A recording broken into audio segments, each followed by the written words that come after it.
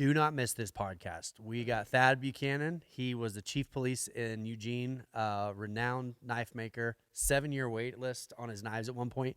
We discuss everything from corruption to racism to gang recruitment to the drug culture. Don't miss it. We are live. Thad Buchanan, how you doing? I'm good. What have you been doing today? Shooting rats. You said you went to Hampton. That's out by Brothers, right? Out past Brothers, about 20 miles, yeah. There's some big pivot fields out there. So we're in the middle of a historic day. I think this day will probably go down in history as the day that something started with the oil stuff. And what's so interesting to me about how we live is that it's 3 o'clock. You walked in and didn't know any of this had been going on. Right. So we are, for those tuning in, the oil has now dropped to negative at the moment, negative $37. And you were saying, like, I didn't know that was possible. Oh, yeah, I didn't know you. Yeah, I'm kind of the same way. Like, I don't know what that compares to. I don't know what. So, anyway, unprecedented times.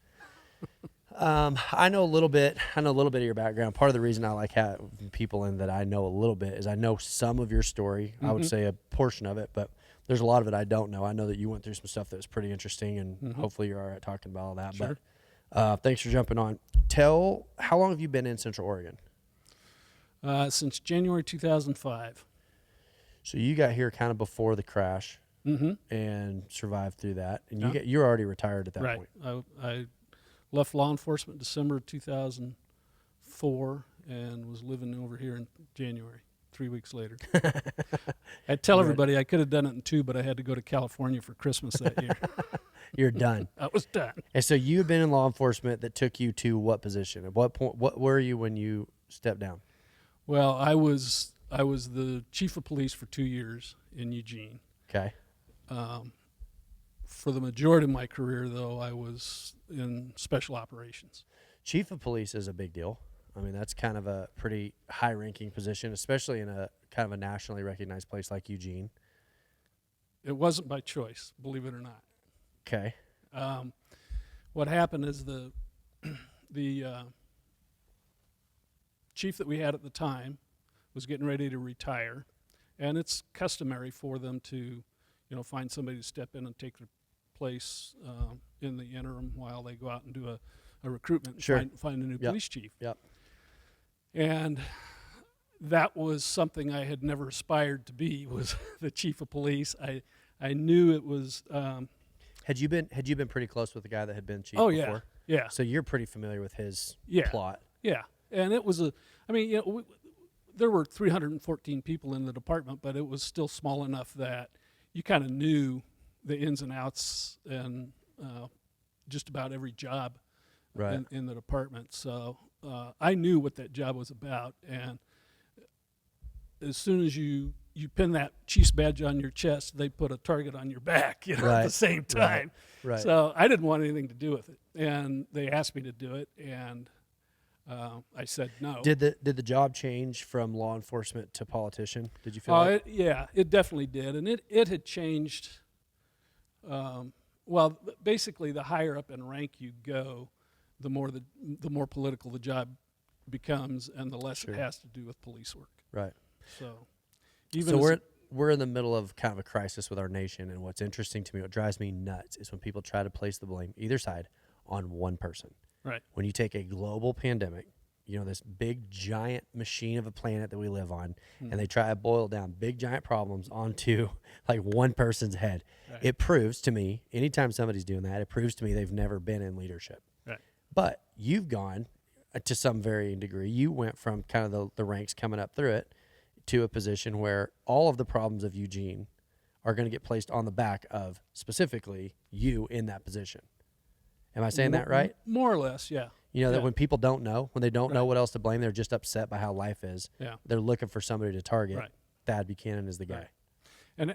And, everybody likes seeing the firefighters show up. Nobody ever likes seeing the cops show up. It just didn't work that way. I never thought of that. So how'd you get into it in the first place? I mean, was it just into law enforcement? Yeah. Because like you said, I mean, I think everybody understands that. I mean, you're in the very description of the name, enforcement is not the word anybody wants to be a part of. Right. So law enforcement, you're already kind of painted as the bad guy to the people that you're probably the most in contact with. Right. The people who are really rooting for you are people you probably don't really see as often. Yeah, that's true. That's true. But I guess the way I got into it was that I was bored. I was 22 years old. I'd been going to school. I ran out of money. I quit school. I went to Southern California, and I was selling cars down there. And there was a guy in the office there that was a reserve cop in Inglewood, and I'm just telling him, man, I hate this. I don't know what to do. I don't know what I want to do. And he kept saying, man, you ought to try police work. Try police work. And I just got to the point of what I thought, why not? Because there's nothing else that appeals to me. And I've always been a person, even as a little kid, that sort of thrived on excitement. Right. On Sure. the thrill of something. And so the first time I ever got in a patrol car and went out that night, I knew. I just knew. That was it. Was Inglewood pretty wild back then? Yeah, Inglewood was tough. Because what year was that? That was 1977. And so in the 70s, that's kind of the height of the drug thing, wasn't it? Oh, there was a lot going on then, yeah. And so was Inglewood in the middle of all that? Yeah. So you're not only just joining law enforcement, you're joining law enforcement in an area where their presence was probably very... Well, actually, I knew I didn't want to do law enforcement in California. I didn't like Southern California. I was a small town kid, grew up in a town of 2,000 people. Where was that? At Myrtle Creek in Douglas County, Oregon. Oh, yeah. And I was tired of California. I'd been down there about 6 months. It just wasn't for me. So I figured I'd come back to Oregon and try it. So that's where I started my career, was in Oregon. Where at in Oregon? Back at Myrtle Creek. Gotcha. Which in itself was not a wise decision because a lot of the guys I ran with. They knew you. Oh, yeah.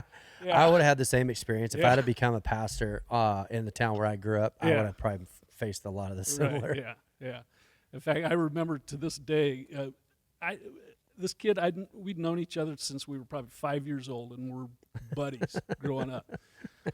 And You're like Todd and Copper. yeah. And I pull his car over one night. He's in it. There's a guy in the car that has a warrant. I pull that guy out, hook him up, take him to jail. The next thing I know, my friend is standing out on the sidewalk yelling at me. And I go outside. We're pushing each other, yelling at each other. Yeah. So I decided, well, this is probably not where I want to want to stay be in a law cop, enforcement. just not right here. Right.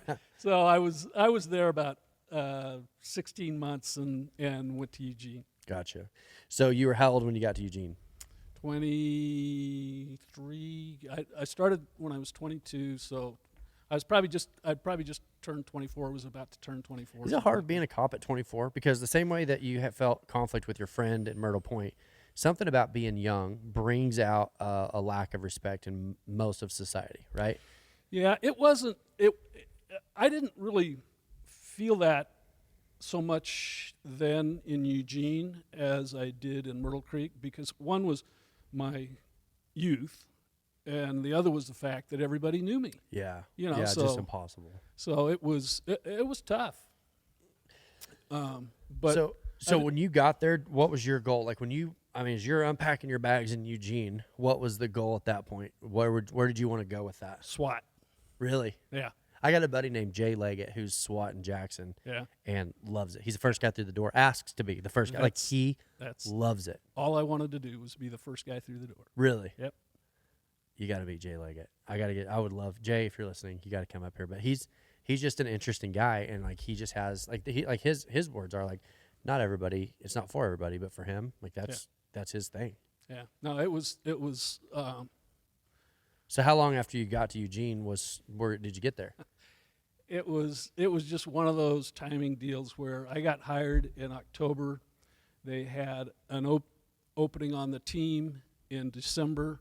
I tried out, which was unprecedented. They usually wouldn't let probationary officers even put in for the team, but because I'd had a year and a half experience behind me, they went ahead and let me put in, and I made the team. So, Gotcha.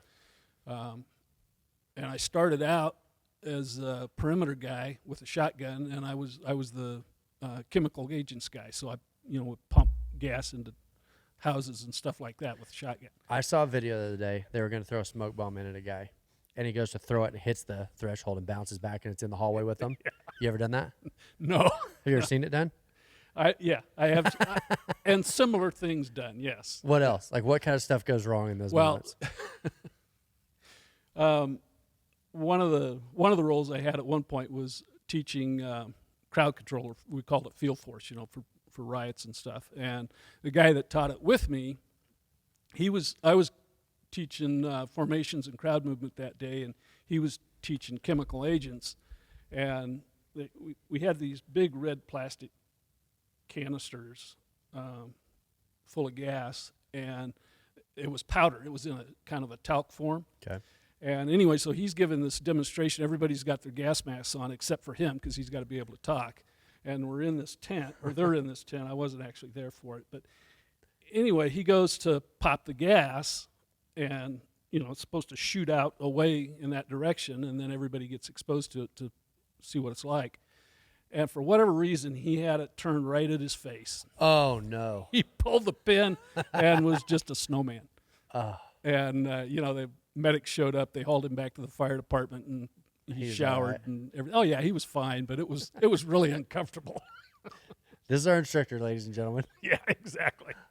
So in Eugene, Eugene is an interesting one even now, but like in the 70s, 80s, I mean, what was it? What was the culture of the city? It was still, at that point, it was kind of on its last legs of being a mill town.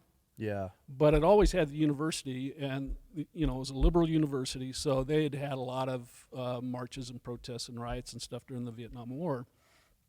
And we were kind of past that, but there was still a real strong university influence at that point.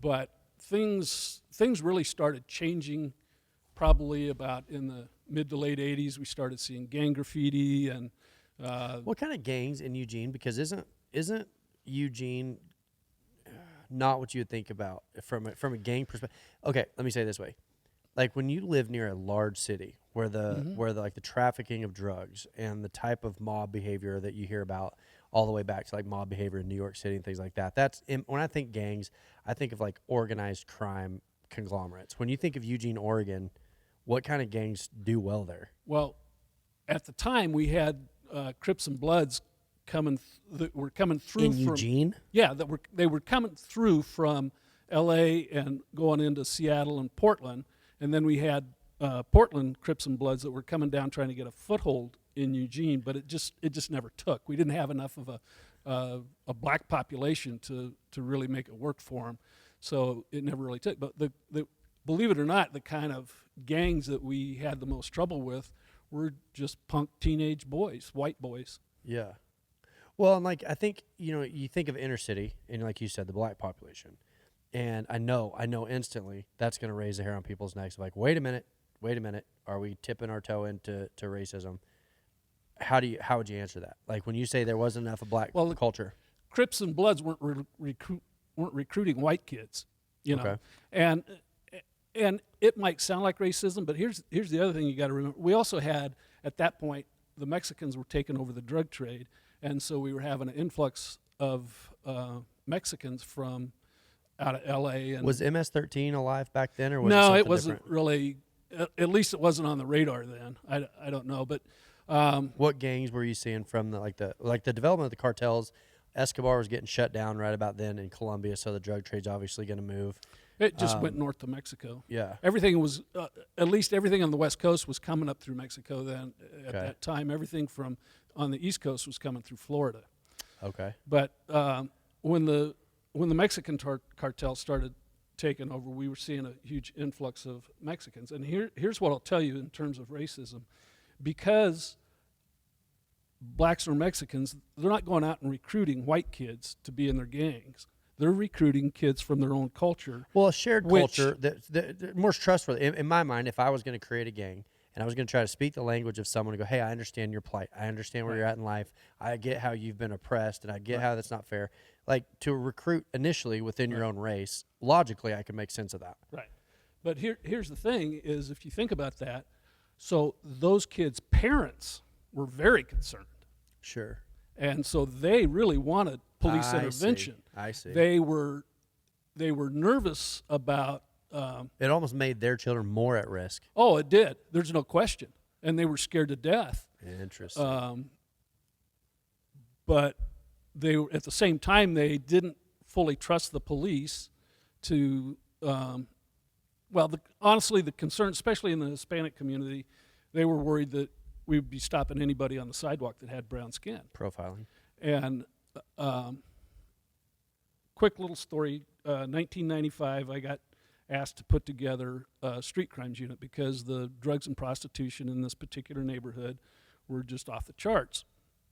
And so we did that, and there was most of our Hispanic population lived in that neighborhood, and they were very concerned that we'd be, just pick on anybody that was brown. So we talked with them a lot, met with them a lot, and this was a 90-day pilot project.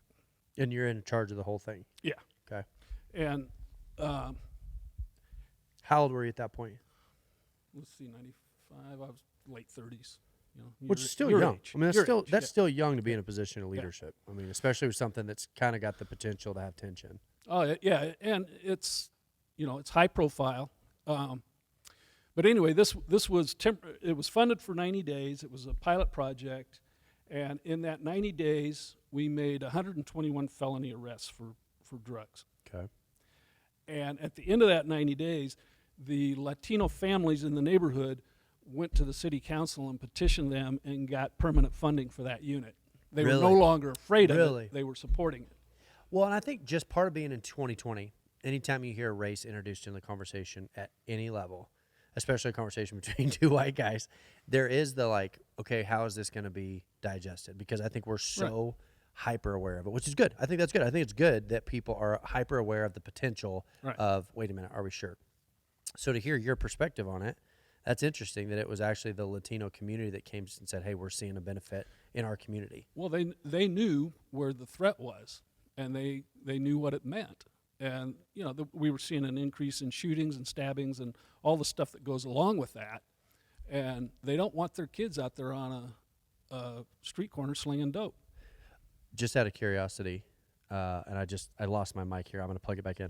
You talk. I'm going to get my mic again. Okay. How many of those arrests would you have said were Caucasian arrests in the 121 felony arrests?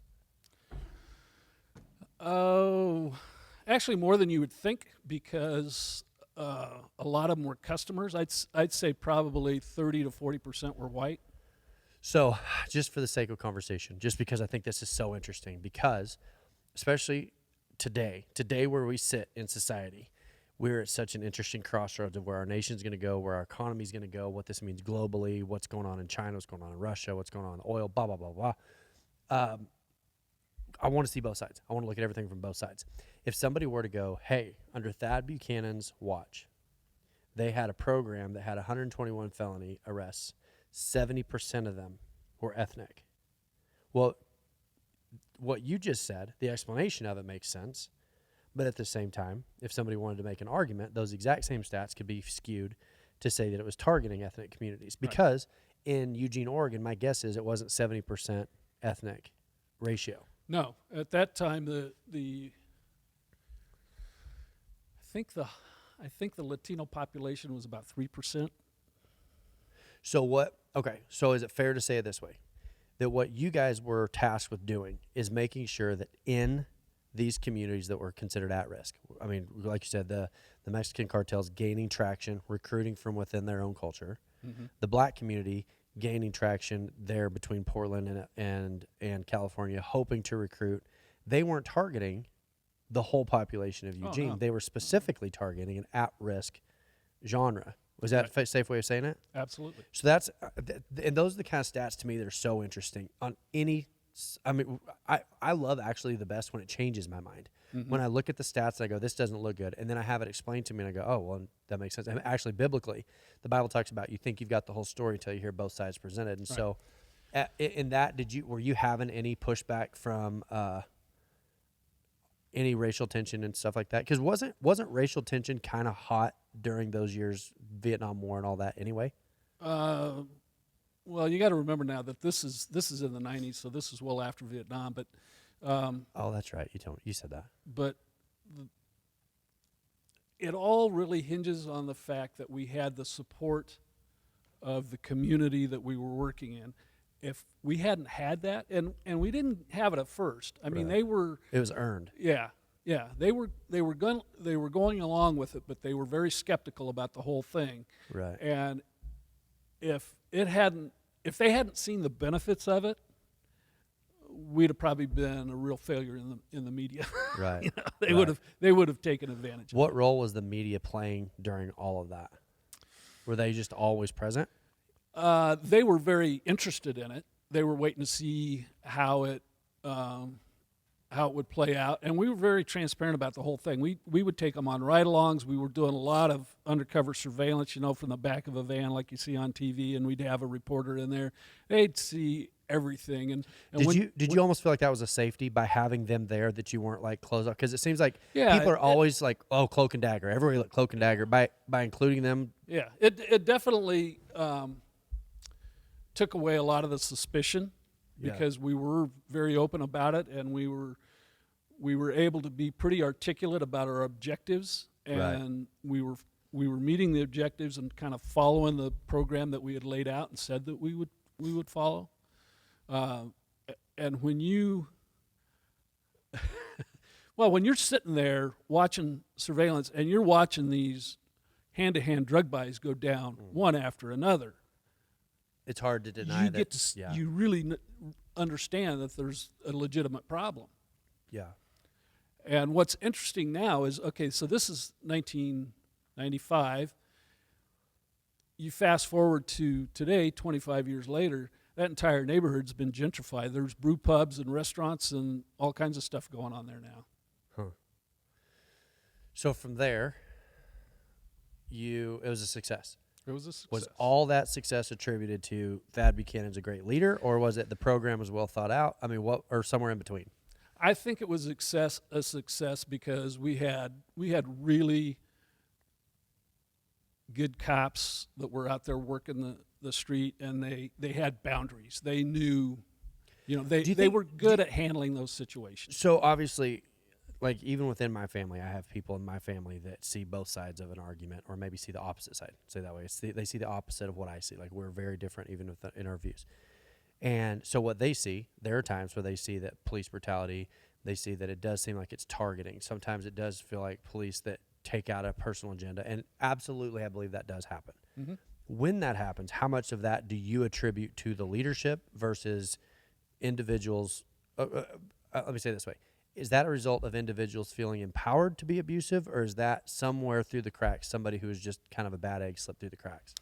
It could be any of the above, a combination of all of them. You don't see a particular pattern one or the other? No, I think you have some of it is bad hiring, some of it's bad leadership, some of it's bad training, and occasionally you just get the bad egg. Yeah. I mean, the chief that I replaced, that I was telling you about, his favorite saying was, "We hire from the human race." So that's you. That's anybody though. I mean, Yeah, you can't- that's anything you do. If you hire somebody, you've got to pick from the human race pool.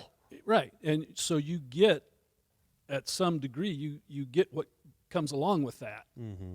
So, and we. Do you think that program, because like I said, you replaced the police chief, do you think that was kind of the beginning of the trajectory for you towards the top?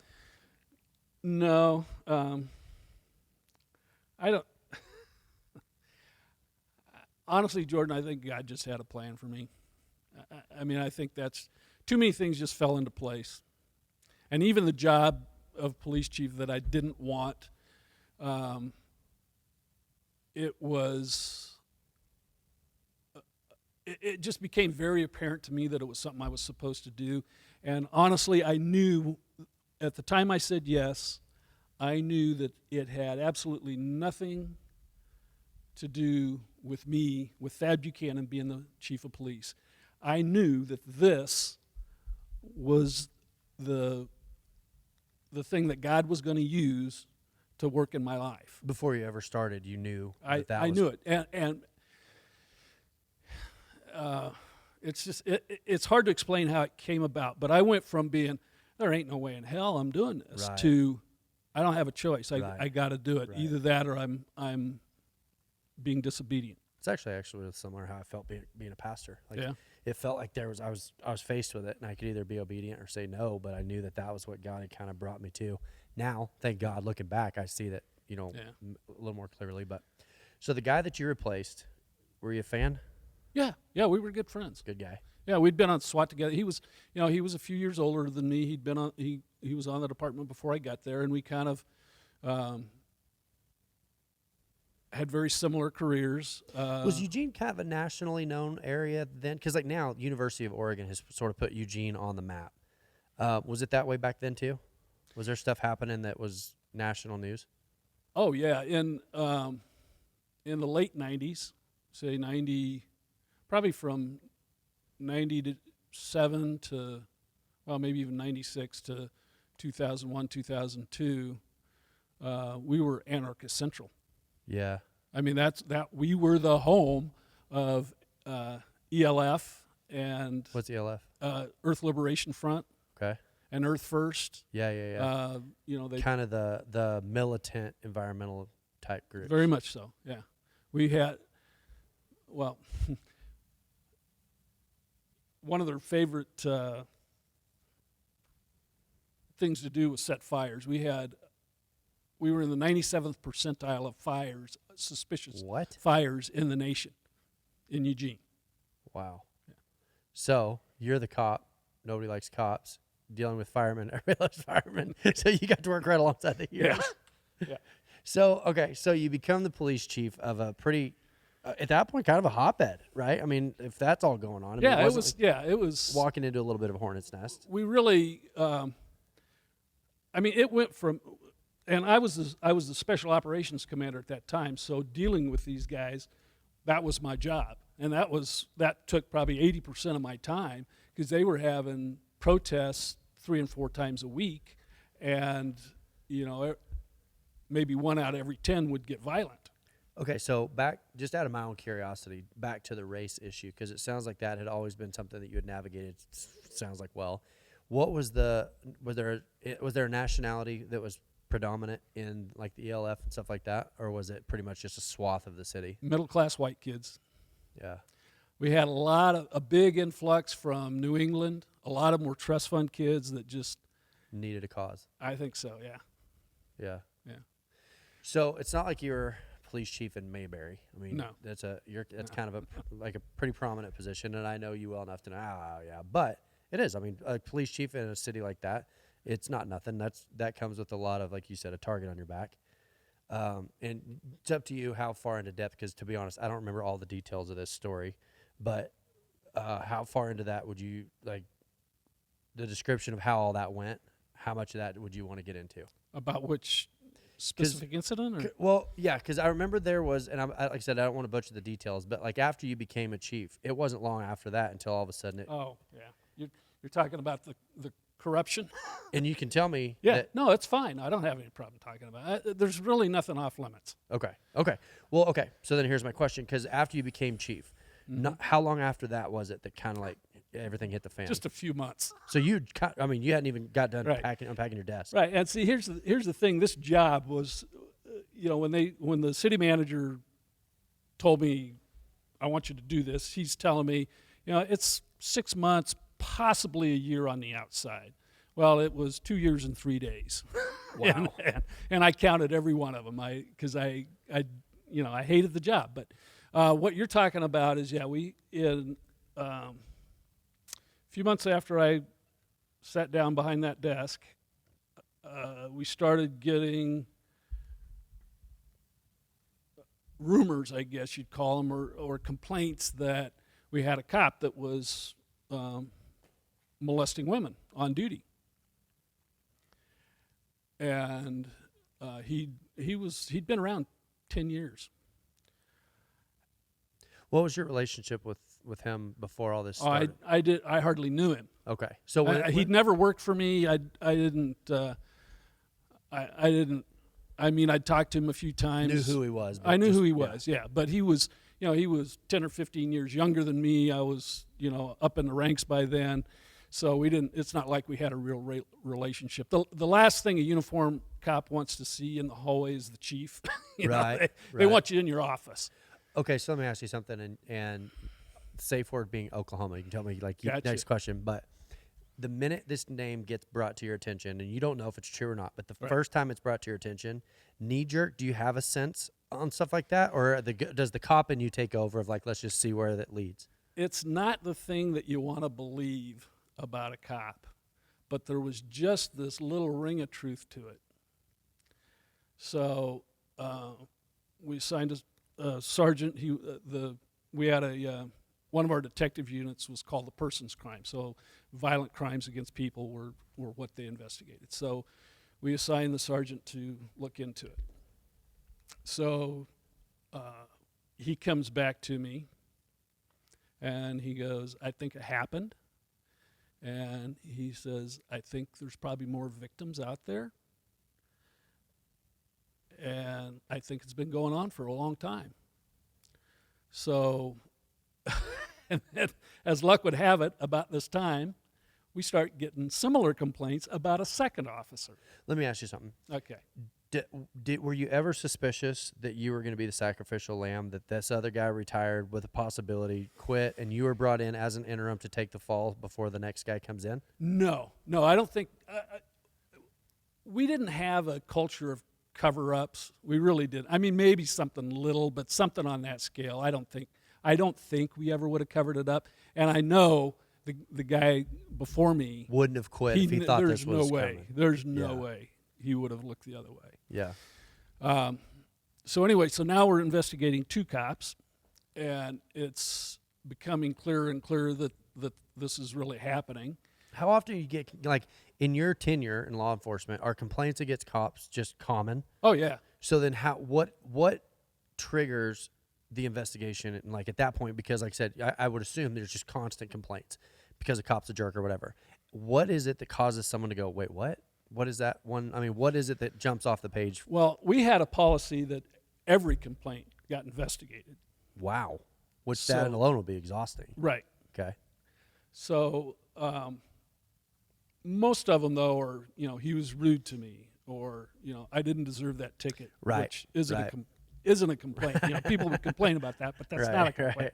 Most of it was about, minor little misconduct things. So if I were to call right now the Eugene PD and go, hey, this cop was a jerk, does that fall off the desk probably? Or that's not, just saying that cop was a jerk is not. That's not a formal complaint. But if you said, this cop said such and such and it was rude to me, then I felt threatened. Or I felt threatened. You have to be somewhat articulate. Right. So there is a certain measurement of qualification. Like if somebody says there's a cop molesting people, that obviously is not a run-of-the-mill. I mean, that's a very specific accusation against a very specific person. Right. Okay. Yeah. So anyway, he's telling me this, and he's telling me that there are very likely unknown victims out there. So I went to the city manager and I said, we think we need to go public with this and try and find these other victims. To see if there's people that just didn't feel empowered. Because we think it's there. So we do that. And these aren't just like some cop grabbing a feel or something like that. These are violent, real attacks, sexual crimes, rapes, sodomies, that sort of thing that this one guy was doing. Very violent. Was it against homeless or prostitutes? They were women that would not typically have much credibility. Yeah. Either street prostitutes or just somebody that didn't have a lot of resources and really know how to operate in the system. Which is generally how attacks go, is that they target the most vulnerable. Right. And these were people that he had contact with on a daily basis. He's out there seeing them every day. Yeah. And, you develop informants and that sort of stuff in the course of your work. So you're out there trying to develop some sort of relationship with these people. Right. But he was taking it way beyond Yeah. the limits. So anyway, we end up having a press conference. Who does a press conference? I did, and the city manager. So you guys are standing up there in front of all the mics. I mean, Yeah. and you're basically not saying names at this point. Right, but it was, you got all the media out there, and I got to tell you, the jaws dropped. Oh, I bet, because they didn't know what it was about. No, they had no idea. I mean, you're kind of dropping a bombshell on yourself in a sense, because you're talking about potential travesties against society based on your. So like behind closed doors, were there people mad at you going against the badge, or was it kind of like nobody wanted to tolerate that kind of behavior. They wanted to know what was true. Yeah, no, but there wasn't a cop on the department that was willing to have that. I think the general consensus would not know that. Maybe they wouldn't know that you're not supposed to. Well, I think there's definitely a segment of the population that just figures all cops are corrupt, and you got this blue line. Or like, what's the code of conduct? Like if one of my buddies is going 85 and a 65, I'm not going to call the cops and turn him in. Right. Obviously, but what would I? Like, at what point do I feel like that I would be obligated to speak out? And like, what is that? What for cops? What is that threshold? And so, hearing what you're saying, the decency in me says that would be the expectation. Right. But I think maybe people would think that's. I mean, what? I don't know. I don't know how to finish that statement other than there are people who are suspicious no matter what a policeman does. Right. So by kind of bringing that into the open, everybody was all right with it. Yeah, actually, the media was very supportive because, again, we were being transparent, and you never make the names of the victims known. Sure.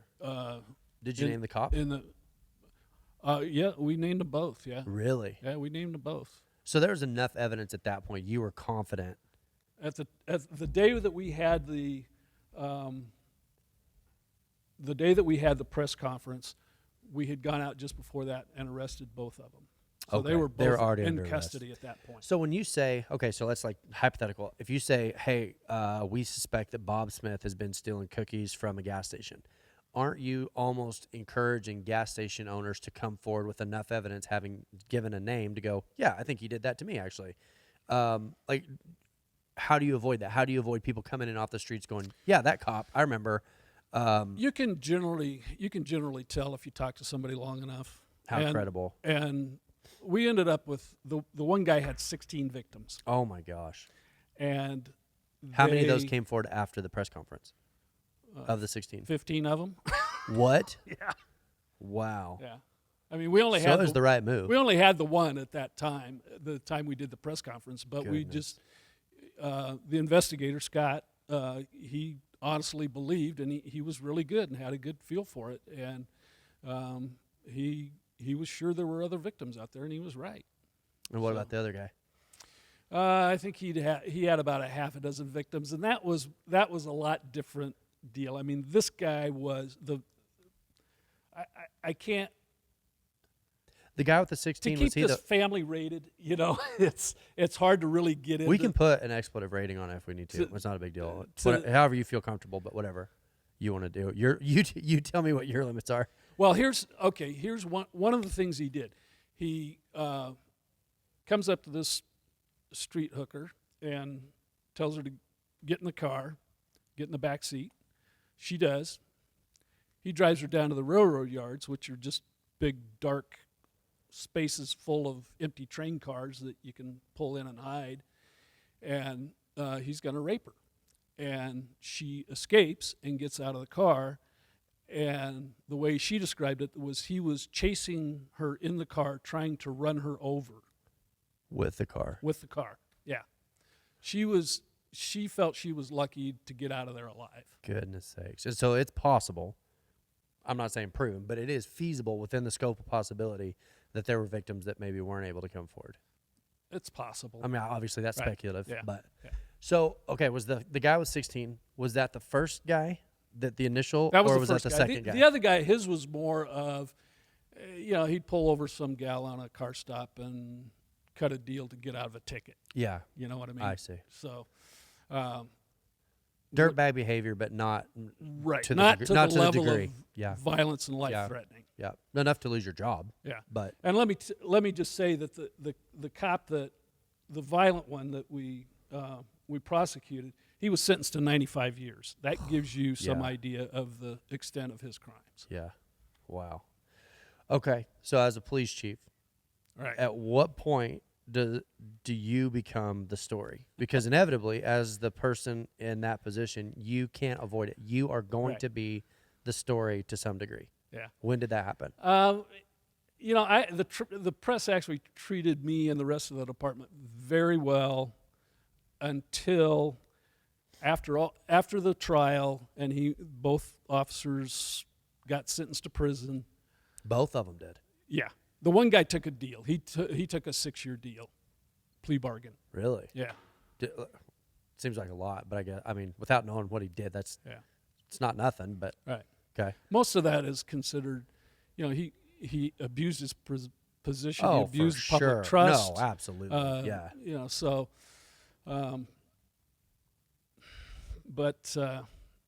so anyway, then after all that dust settles, then come the lawsuits, which we knew was going to happen. For We sure. knew we were going to bite Fair the enough. bullet on that, and that's when things started getting ugly. And actually, by Because that now time, they're looking for somebody's head to roll. right. corporately. Somebody's got to be responsible. The fall. Yeah. And what happened was that the city made there's a process that you can go through where you can sort of petition the court for what's called summary judgment to get yourself out of a lawsuit. You say there's not enough evidence that the city itself should be liable for this officer's behavior. Right. Well, the federal magistrate, for whatever reason, he decides that the police chief should have known this was happening. I'd been there 4 months as the police chief, you know. And this has been going on for 10 years. Right. So this goes into the court record, which the media gets a hold of that, and all of a sudden I'm the Now you're the target. yeah. Now I'm the guy. Well, and you're in a bad position because people have been abused. People have been literally attacked and hurt and harmed. Mm-hmm. And you don't want to stand in defense of that. Right. But by not being willing to defend that, which you wouldn't be, you also are in a precarious position because you can't necessarily defend your personal position, because by doing that, I mean, how do you disassociate the crimes versus your own standing? Well, honestly, I didn't even try. It was an ugly couple of months, but Did you feel like that at some point you were just apologizing for existing? Like you were just you know, I think the thing that initially bothered me is the way it played out in the media was that the department had this culture of sexual Right. misconduct amongst Which is the officers. instantly what And people I assume. was the chief. Yeah. Yeah. You know, I was the main guy, the Well, one that created the culture. Everybody's looking for a story. Everybody wants a story. Right. So when the story's told, instantly they're like, okay, what did we miss? The hope is, as a reporter or somebody trying to make a name for yourself in news, and I think this is one of the damaging things about media right now, is that instead of saying like, hey, this guy was awful, but we got him. Yeah. And we got him because as a team, we're willing to say like, that's not us. And not only is that not us, deal with him. That's the rationale. In my mind, that's the rational, hey, we got him. But for some young reporter or somebody who makes a living, not having the right news, but having the first news, Right. What's the next story? Well, I mean, we already know that guy's in jail. What else can we get out of it? Well, it just at that point when that was entered into the official record, it just became very easy.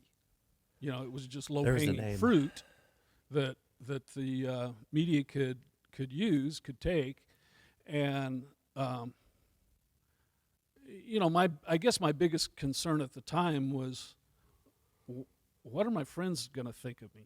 Right. The people that actually are in your The life. people that really know me, are they going to think that I'm really that guy? Was there any of that? No, there wasn't. Yeah. And I think I've told you this before when we talked about this, but having gone through that, I would not go back and change a thing.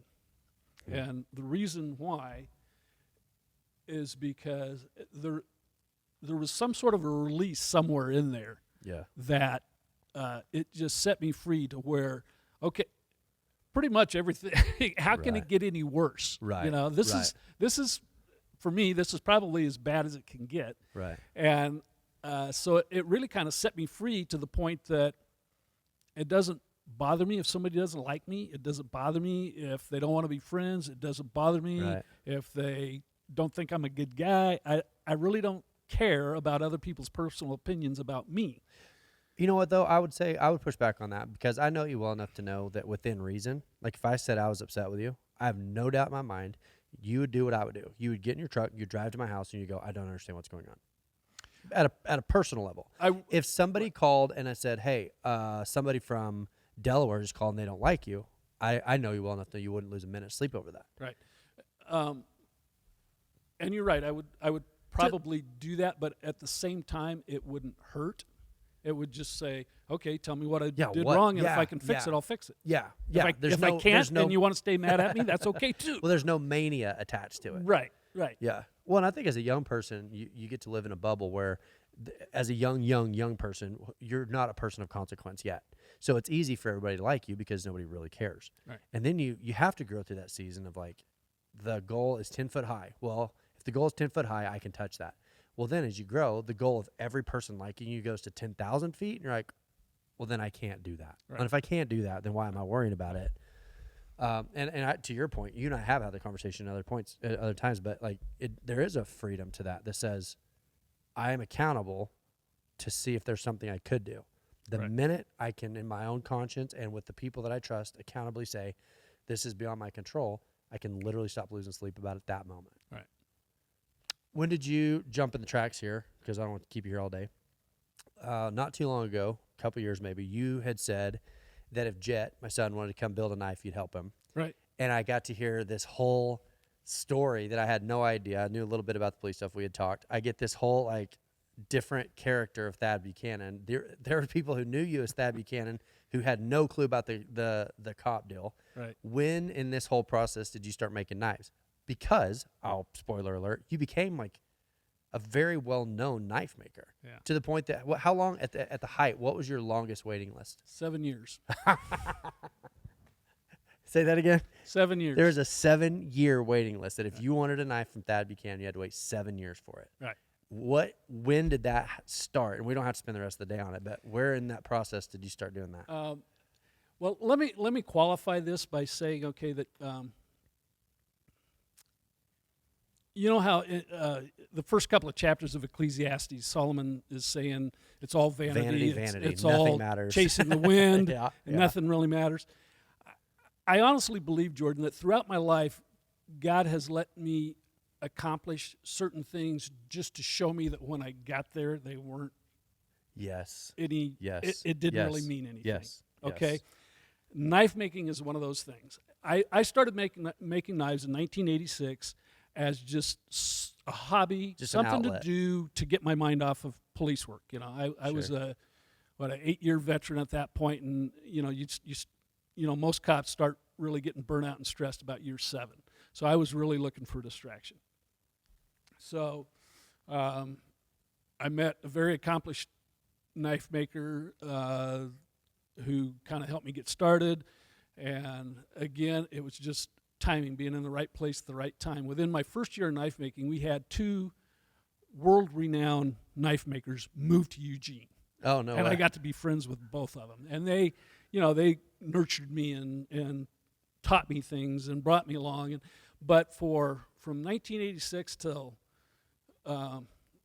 2000, probably 2 or 3, I'd just make a few knives a year and, sell them to my buddies at work as hunting knives, And, Yeah. I think the first few knives I sold were like $85 a piece or something like that. And as I got closer to the end of my career, I started thinking, well, I got to have something to do when I retire.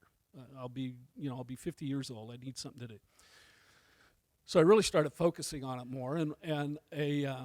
Sorry. So Go in ahead. that, during all this, did you resign based in large part to the corruption scandal, or No. survived all that, got through all that, retired unrelated? Sorry, I know I'm skipping around here. Okay, no, that's fine. But if you want to know the truth, I was so fed up that I honestly believed that I would slap or punch somebody that I wasn't supposed to slap or punch. Like a city council person or somebody on a committee or something like that. It was just time. I was wound so tight. Yeah. I mean, it got to the point where on the street, if you and I were to have a conversation and the first words out of your mouth were not what I thought they should be, I'd go from 0 to 60 like that. I was wound that tight. I remember walking out of a Chiefs meeting, and we had Chiefs. I can't even remember what they call it now, but basically it was a citizen advisory committee, right? And it was made up of all the Eugene kooks. I mean, we had a witch. A literal witch. Oh, yeah. Self-professed witch. A person that was a member of the Rainbow family. We have to be inclusive. So right. you have to get all the marginalized. We were very inclusive. And at that point, I had really realized that the values of the organization that I worked for were very different from my own values. And that's hard because you're holding someone else's standards. Manage that in that job. Yeah. It was almost more than I could take. But I remember walking out, and I had 2 aides with me, just the nicest, most gentle women you would ever want to meet. And they followed me back to the chief's office. And when I walked through the door, I took everything I had in my hands and I threw it across the room like that and scared these 2 ladies to death. And I felt horrible. Sorry. Yeah. I mean, I'm apologizing all over myself, but that's how bad it was. Yeah. But anyway, back to the knife thing. I'm getting toward the end of my career, and another very well-known knife maker says, the way you make it in this business is you gotta start winning awards and get recognized in magazines and knife magazines and stuff like that. So I thought, okay. So that was my goal. Well, your sweet little wife, who's super supportive and just thinks you hung the moon anyway, she tells me, she's like, Thad is like a famous knife maker. Well, when somebody's wife says something, it's always a grain of salt because it could mean like that they're just being kind. That she wasn't being kind. Like she literally, when she said that, she believes it. Yeah, whether it's true or not, she believes it. Okay. So, but anyway, I won 2 out of 3 years. I won Blade Magazine's Hunting Knife of the Year award. Okay. And that got me published in the magazine, and they did this big long profile on me, and I think they called it the Student of the School of Masters was the title of this article because of all these world-renowned guys that had mentored me. Okay. And I thought, this is it. I've made it. It's just. I will never be a cop again. Well, at this point, I'm retired. Okay. I'd been retired for about a year. So you're off and rolling. All right, and I'm thinking, okay, it's really going to happen now, and I'm waiting for the phone to ring. And 3 weeks go by, nothing. Which, when you're waiting on something, 3 weeks is forever. Right, and you just expect it to happen that sooner. And back in those days, I've never, for a long time, I haven't been able to really sleep through a night. And so I had a habit of getting up in the middle of the night and just going off by myself and just praying. And so on this night, I'm thinking, I'm talking to God, I'm going, I kind of thought maybe this was something I should be doing. And you've talked about this, if bargaining with God, if you do this, I'll do that. Right. God, we both know I'm right, so let's get to it. That's kind of what I'm doing, I'm going, I really thought this is what you wanted me to do, and I'm doing this for you. Yeah. I'll find a way to make it right with you, And I'm going, if just let me know, is this something I'm going to be okay with, or do I just need to walk away from it and go do something else? And I went back to bed. 10 o'clock that morning, a guy from New York calls me up, and he goes, and this guy is upper tier knife collector guy that everybody in the business respects. He calls me up, and one of the guys that I had mentored under is a guy named Ron Lake who makes $30,000 pocket knives. Okay, Oh my Yeah. gosh. and he goes, What are they made out of? a lot of them are made out of solid gold, Wow. except for the blade, which is steel. But Yeah. anyway, this guy's name is Lou. Lou calls me up, and this New York Italian accent, and he goes, I asked Ron Lake about you, and he says you're okay, and he doesn't like anybody. So, Wow. So that's like the best recommendation. yeah, so that was all Lou needed to know. He didn't care Yeah. about the magazine article. So he says, I want to order 3 knives for you, and then I want 1 knife a month after that.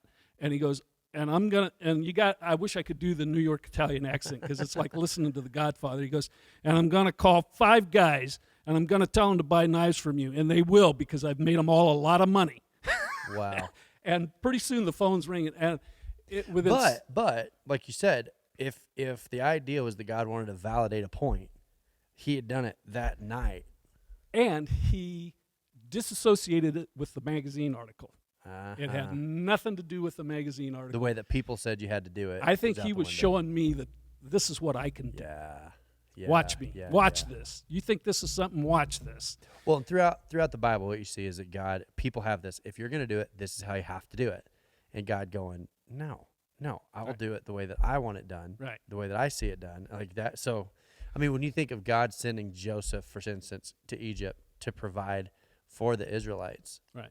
to his family, I mean, that is so in opposition to the nationalism that we would love to, the drum that we would tend to bang. Right. I'm getting off topic, but That's okay.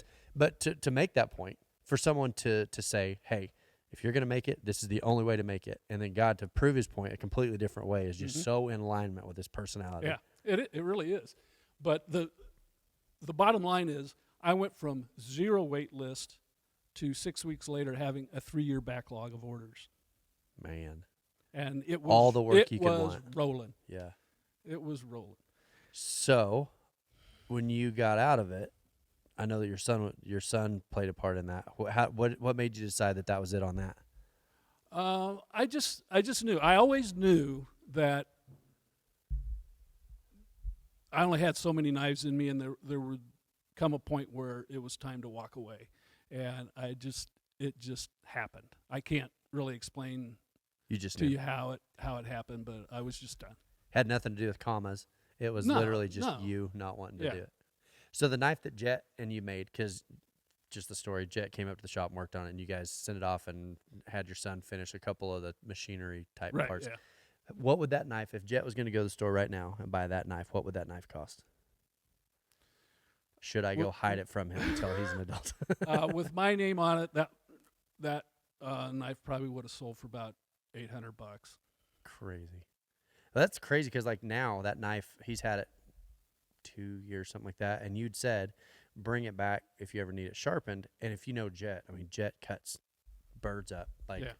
10 a week, Yeah. and it's still sharp. Like right now, that knife is still unbelievably Yeah. sharp all this time later. Yeah. So, well, hey, I mean, awesome. This is exactly what I was hoping for. I appreciate you jumping on. That's Nah, great. Glad to do it. Perfect.